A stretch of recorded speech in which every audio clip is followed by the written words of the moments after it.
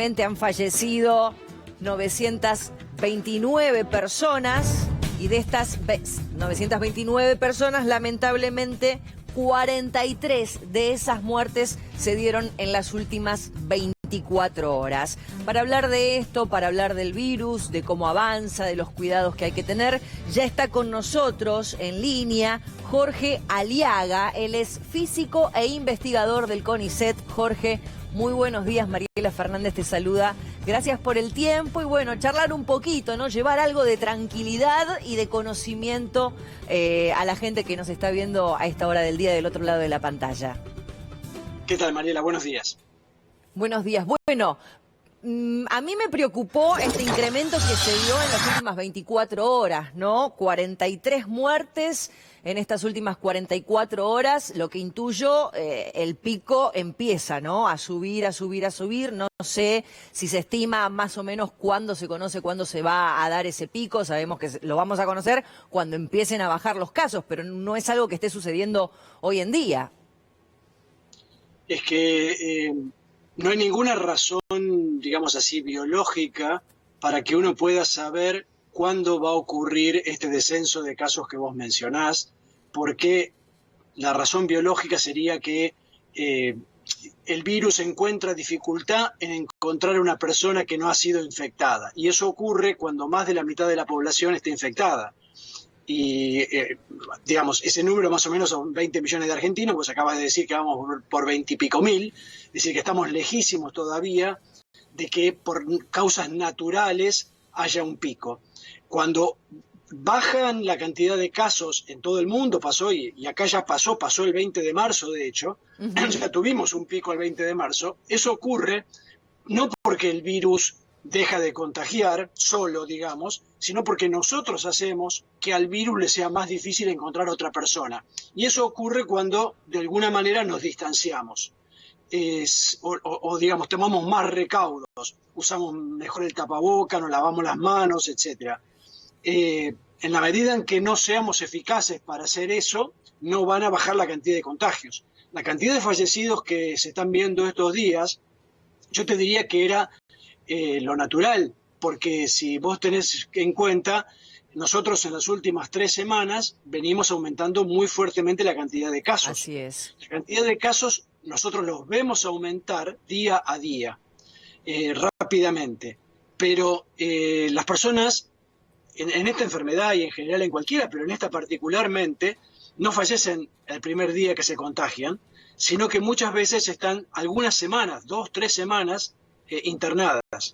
Entonces, cuando hay más casos, vos no ves inmediatamente el aumento de fallecidos. Eso recién lo empezás a ver 2 o 3 semanas después. Claro, recién a los 15 días, 21 días. Sí, o más. A veces las personas están 4 semanas. Es decir, lo que se nota... Y eso la enfermedad. Exactamente. La persona se empieza a sentir mal, después se acerca a un tratamiento, es hospitalizada, va a terapia y a veces está semanas en terapia, hasta que en algunos casos, dependiendo de su condición física y muchas veces de su edad y de sus comorbilidades, se recupera.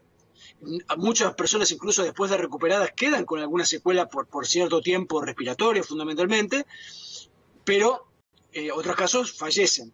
Y lo que vemos es que esos casos no son rápidos. Es decir, aún las personas que fallecen están algunas semanas en terapia intensiva. Eso también hay que tenerlo en cuenta, porque cuando uno mira los recursos sanitarios que uno tiene disponible, tiene que tener en cuenta justamente que si quedan, por decir algo, 5.000 camas, uno no puede incorporar 5.000 personas, porque esas personas no van a estar un día usando las camas, van a estar muchos días. Entonces, uno tiene que prorratear esas camas, estimando más o menos cuántos días va a estar ocupándola cada persona hasta que se libere esa cama y pueda ser ocupada por otra persona. Se entiende. Hablabas del pico que se dio el 20 de marzo, momento en el que el presidente, Alberto Fernández, asesorado por supuesto, decide implementar la cuarentena. Te pregunto, en el caso de que esto siga avanzando de esta manera, ¿no? Tuvimos el récord en estas últimas 24 horas, decíamos 43 muertes. ¿Existe la posibilidad de volver a fase 1, a fase 2? Te pregunto. Mira, este es un medio que si bien se emite en Capital Federal, se ve en todo el país. hay que tener en claro que la situación en todo el país es muy diversa. Estamos siempre hablando de un problema que hoy en día está críticamente confinado en Capital Federal y el Gran Buenos Aires. Hay una situación que no se logra resolver en Chaco, pero nunca son muchísimos casos como para que tenga la misma dificultad de solución que en la Capital Federal y el Gran Buenos Aires. Bien. La forma de bajar la cantidad de casos es rastreando muy eficientemente los contactos que ha tenido una persona que uno sabe que tiene la enfermedad, que es lo que se hizo muy bien en Córdoba y en Santa Fe con mucho éxito. Lo que uno ve de difícil es que implementar eso con 500 casos por día, que es lo que tiene la Ciudad de Buenos Aires, o ya 700, que es lo que tiene el Gran Buenos Aires, se hace muy difícil desde la logística. Vos pensás que cada caso confirmado vos tenés que disparar 20 o 30 personas, digamos, 20 o 30 búsquedas alrededor, dependiendo de cuánto se estuvo moviendo esa persona, que son las personas que podría haber estado en contacto. Porque hay que tener siempre en mente que la dificultad enorme que tiene esta enfermedad es que la persona que se contagió, cuando desarrolla síntomas, porque a veces no los desarrolla, tarda más o menos 5 días en desarrollarlos. Y en los primeros, digamos, en los últimos 3 días antes de desarrollar los síntomas, es decir, en ese primer periodo que no se siente mal y que no tiene idea de que está enfermo, contagia.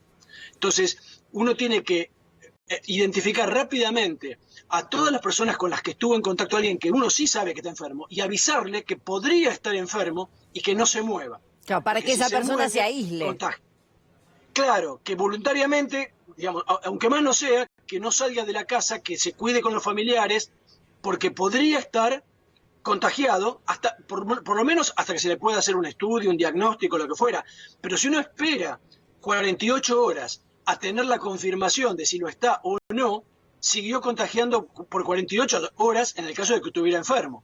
Es decir, hay que hacer una cosa preventiva para lograr cortar cuanto antes la cadena de contagios. De contagios, exactamente. Bueno, Jorge, antes de despedirte, repasar junto a vos en dónde no hay que relajarse. No sé si lo has notado, pero me da la sensación que últimamente como que nos fuimos relajando en cuanto a los cuidados que hay que tener para evitar el contagio del COVID-19. Sí, hoy lo que se sabe cada vez con más certeza es que lo que es muy, muy contagioso, no hablemos de todas las formas que uno se podría contagiar, pero lo más probable son cuando uno está en lugares cerrados, poco ventilados, bastante tiempo, y obviamente cuando eso se empeora si uno no usa tapabocas, si uno no tiene el cuidado de higienizarse las manos, si está en la casa con jabón, si no está en la casa aunque sea con alcohol en gel, y no llevarse las manos a la cara, en particular tocarse la boca, la nariz y los ojos, que es por la forma en donde, por la piel que tiene en esas áreas, entra el virus. Esos son los cuidados fundamentalmente. Si uno trata de estar alejado de las personas mínimamente 1,5 metros, no estar mucho tiempo en un lugar cerrado, no estar cerca.